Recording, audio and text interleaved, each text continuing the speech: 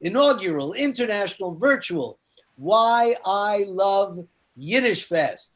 And I could not be prouder to have with us in this Q&A post amazing Kisses for Ellen presentation, the creator, the director, the videographer, the editor of this amazing project, and someone I can call a personal friend.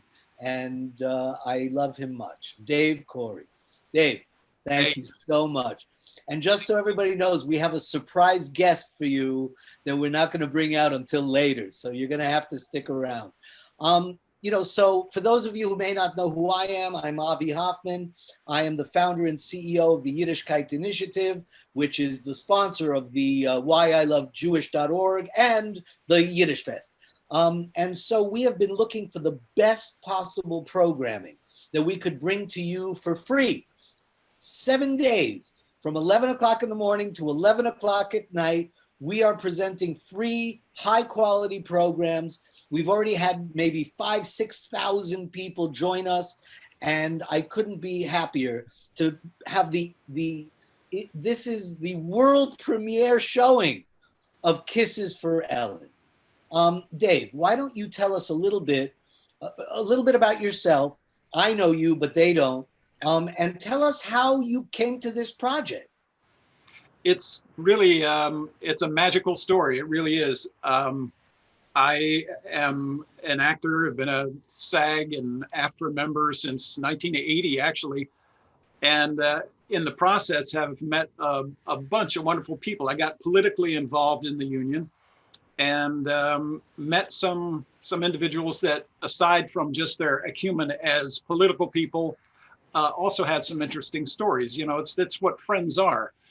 And one of those friends, not too long ago, a couple years ago, invited me to take a look at some letters that in a SAG that had been compiled over the years from that era in time, from 1943 to 1945. And as I sat down and read these letters, I literally, it brought tears to my eyes for a number of reasons. First of all, because the art of letter writing is something that has gone by the boards. Everything is sort of shorthand these days, and it's in the form of emails or texts or whatever. But to look at history and to touch history like that, and to understand what was going on, and to be able to read the handwriting. One day you see it's perfectly straight, as Jaime would be talking about boot camp and what it was like. And then it sort of went at a down angle as he talked about going out on the firing squad and learning how to kill people. And then inevitably it led to him being sent to Guam and eventually Iwo Jima. And to see letters that were there, written there, when he is describing the horror that is going on literally all around him as he's writing, it just affected me so deeply. And the perspectives that came out of that. And the most incredible thing was the fact that every letter he wrote said, "Kiss Ellen for me," or "Kisses for Ellen," because he carried with him a picture of his brother's little daughter, Ellen, who was, I guess, during that period of time, a couple of months to a year or so old. And that's what kept him going, you know, that spirit of this little tiny child. And so, like I say, I'm getting a little verklempt right here now. Right. I understand. Because it's just... Well, I was going to say, I understand you're getting verklempt because I have the honor of having voiced Jaime in the program. And as I was reading the letters, I was getting verklempt. I was starting to cry. Yeah. It was so moving. And I didn't get a chance until now to see all these other letters. So how did you find these letters from Ellen? How did you and Ellen, how did you find them? Well, perhaps I think it might be a nice time to introduce somebody. Do you Our think? special guest, shall we? So, Yeah. ladies and gentlemen, you may not believe this, but we have with us Ellen Walker, who is the Ellen of which we speak. And so, Ellen, thank you so much for allowing Dave to tell this story in such a brilliant way. And thank you for being a part of it and coming to join us. Can you tell us a little bit about these letters? How many are there? Who wrote them? And where did you find them? Okay, thank you for the opportunity, Avi. This has been 10 years in the making. I found them because when my father died in 2002, my uncle Jaime, we had a lifelong, fabulous relationship. I never questioned it. It's the only thing I knew is Jaime was in every part of my life. We all moved to Miami in 1948. And so my uncle wanted me to have the letters. And I said, no, it's too painful to read about my parents as children. My mother had passed away too. He sent them anyway. He sent them a bunch. I put them aside. When he passed away in 2010, he was 89. He had just turned 89, or almost turned 89. My cousin Judy, she was cleaning out the house, and she said in the last year of his life, he read all those letters. There was over 550 of them. And she said, Ellen, grow up. It's all about me. So I took them and then painstakingly put them in chronological order. And then over time, I had them printed up and with some help from friends. And then I wanted to do something with them. And nobody wanted them. So I had a mission. I whittled them down to 250. And believe me, they told a story. I have all of the letters still in my closet. Wow. And then with that, I thought of Dave Corey, who's the most talented tech person I've ever met. And we acted together in the 80s. And we're on the SAG after board together. So I met with him. He got verklempt. And I gave him the 250. And then he took them in 2017 and has been working on it ever since. So now it's very emotional for me too, because I never knew that Jaime, till I read the letters, carried my picture with him. But I can tell you, my mother, his sister, my father, his mother, we were all very close. We're very close family. So the only thing I knew about my life is talking to him every day. And it was wonderful to have the relationship with him. You take it for granted. These letters went from 1942 to 1946. Jaime got married in 1949. He has 2 children that I'm very close to. And he had the children in 1950 and 52. So we speak to each other almost every day.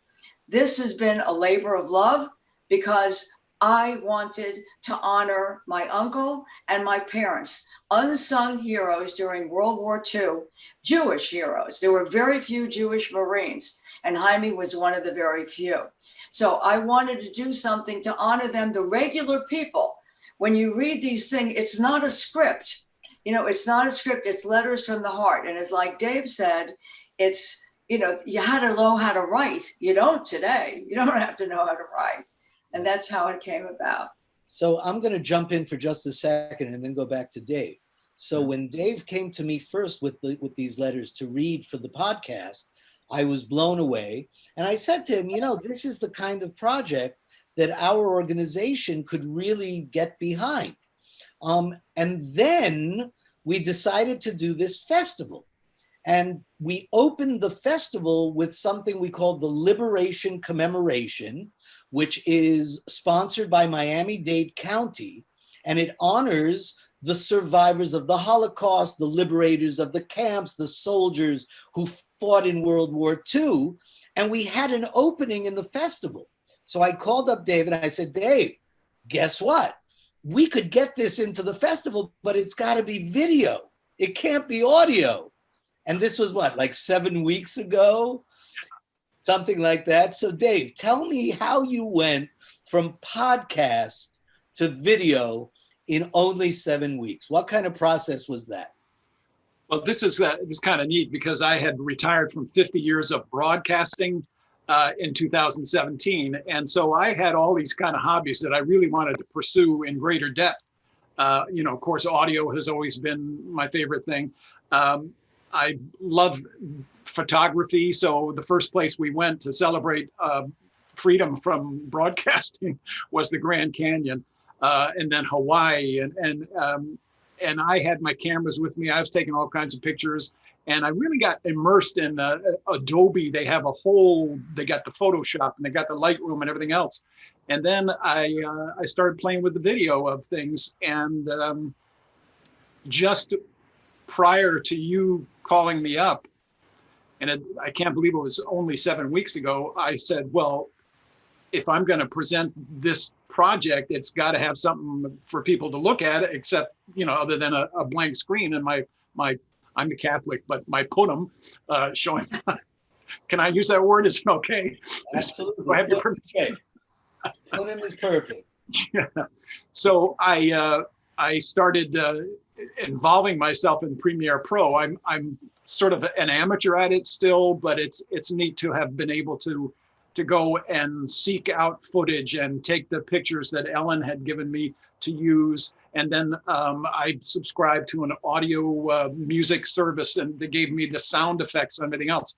So it was a real labor of personal love for keeping me busy in the quarantine and retirement, along with growing my hair. So it just seems that it was a godsend. Everything came together.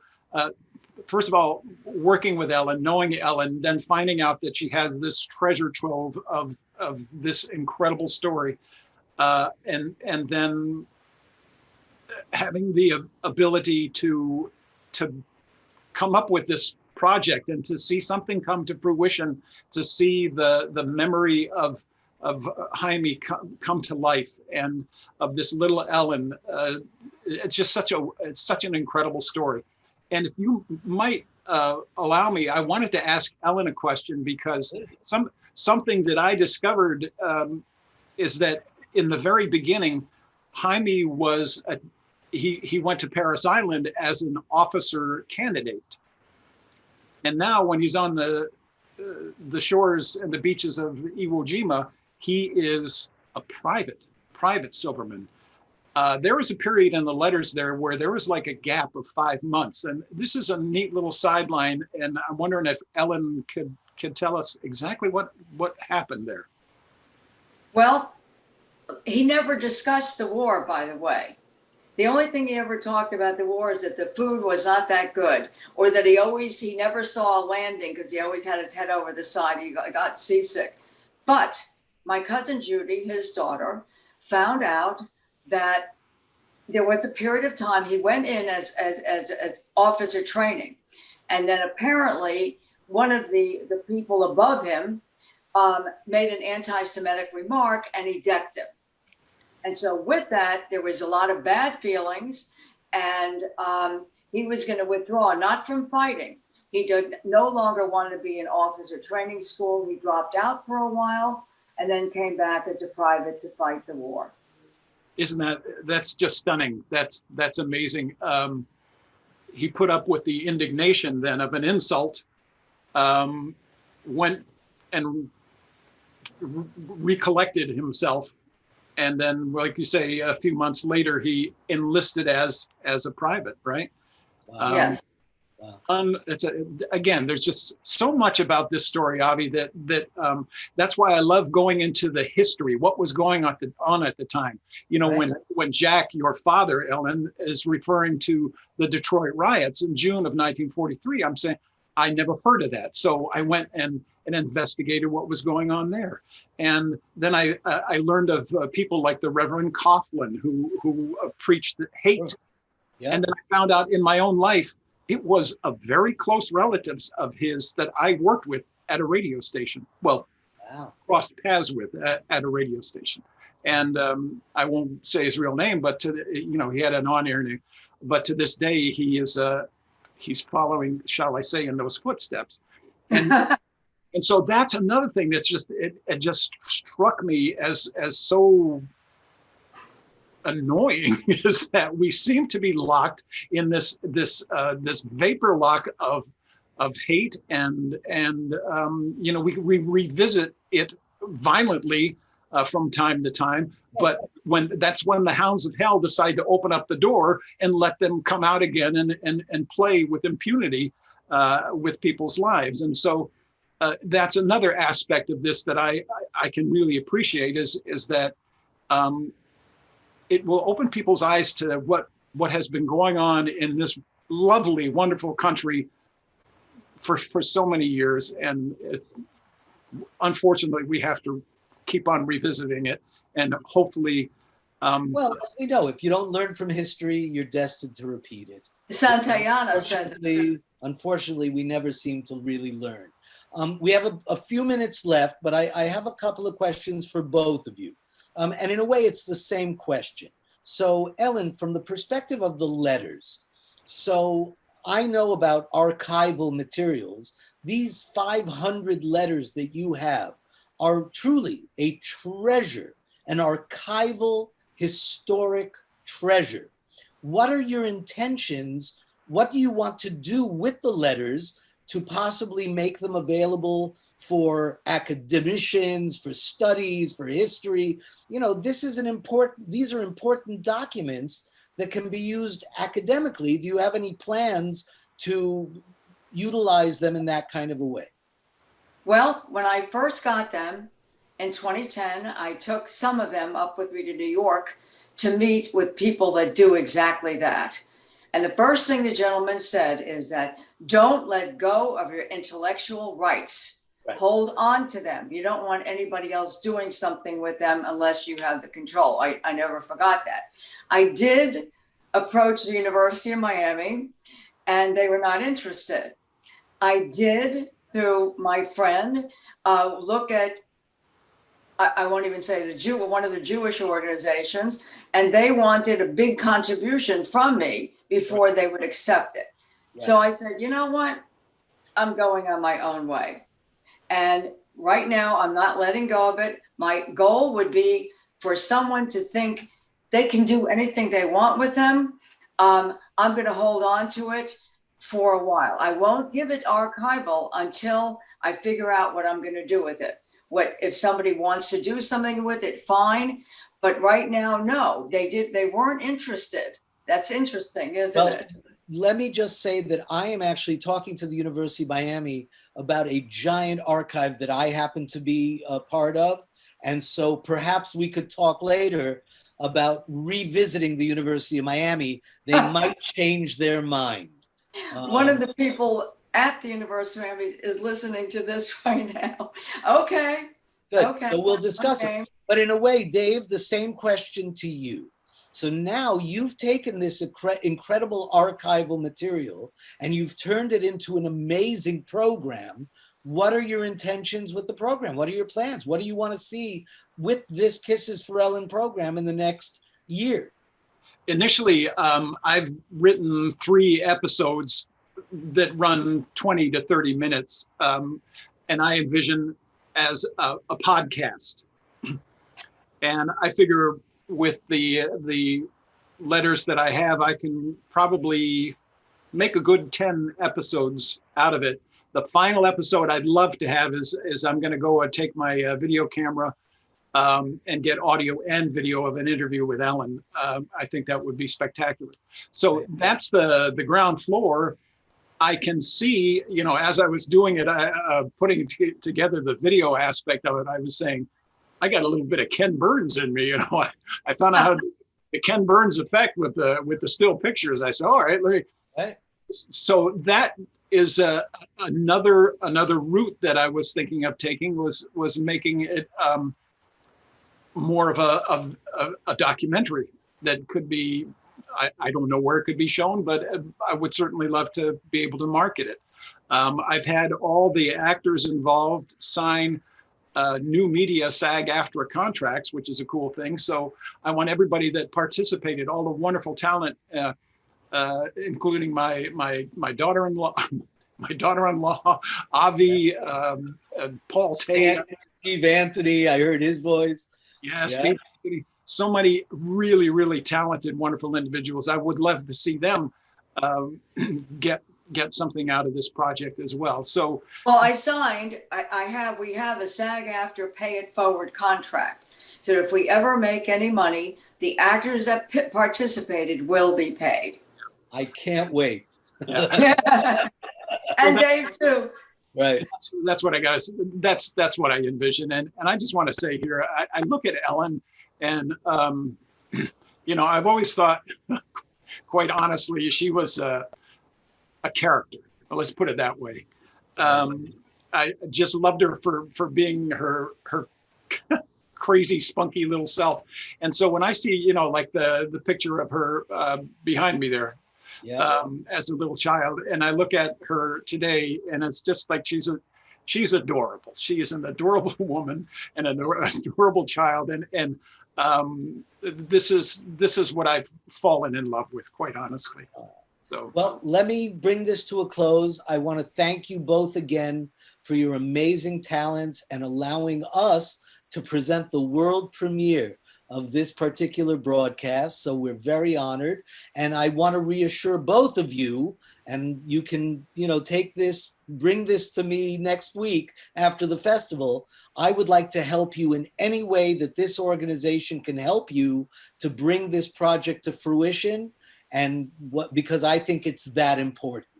It is Jewish history, it's Jewish culture, and that's what the Yiddishkeit Initiative and Why I Love Jewish is all about. And I thank you both so much for being a part of this interview. All right?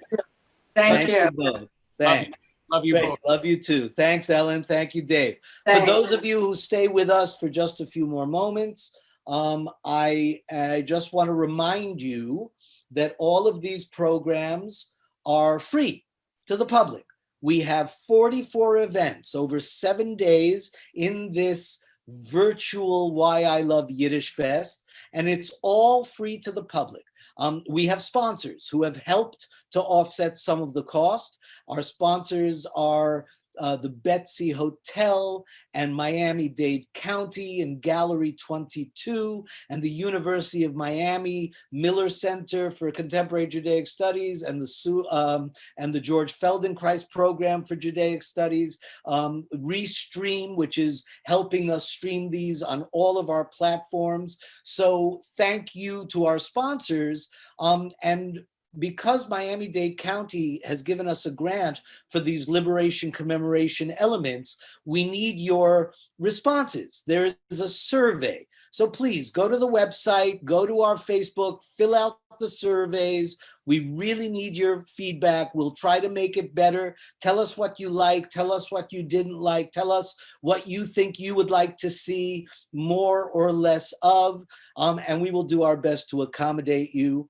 And finally, of course, we need your help as well. So if you can afford to, whatever you might be comfortable with, whether it's $1 or 18 or 180 or 18,000, or if you are somebody who really can't afford, give me a call and we'll talk for any more than that. But in any event, please go to our website, whyilovejewish.org/donate, and please help us bring you more and more high quality work, such as you've seen yesterday, today, and tonight, starting at 6 o'clock. We have Joe Papp at the Ballroom. This is a new show that actually Joseph Papp himself wrote the words. I put it together and I perform it.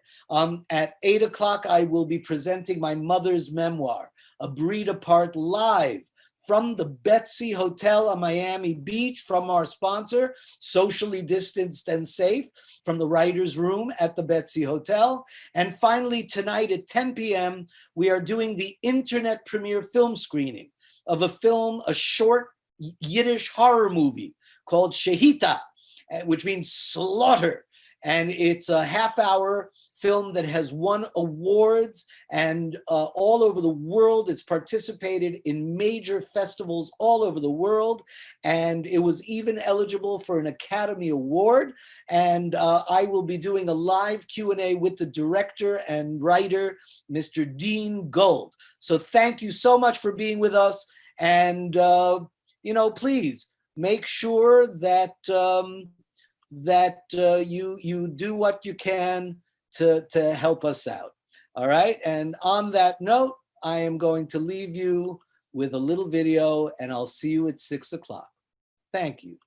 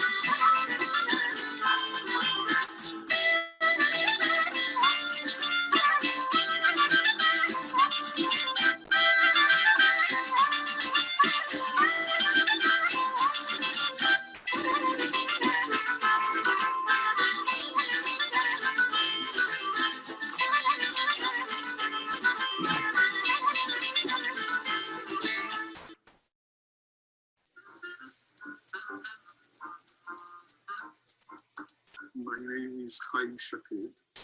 I'm a professor at the University of Miami, and I'm the director of the George Feldenkrais program in Judaic Studies, and I'm the founding director of the Sue and Leonard Miller Center for Contemporary Judaic Studies, which is a university-wide center at the University of Miami.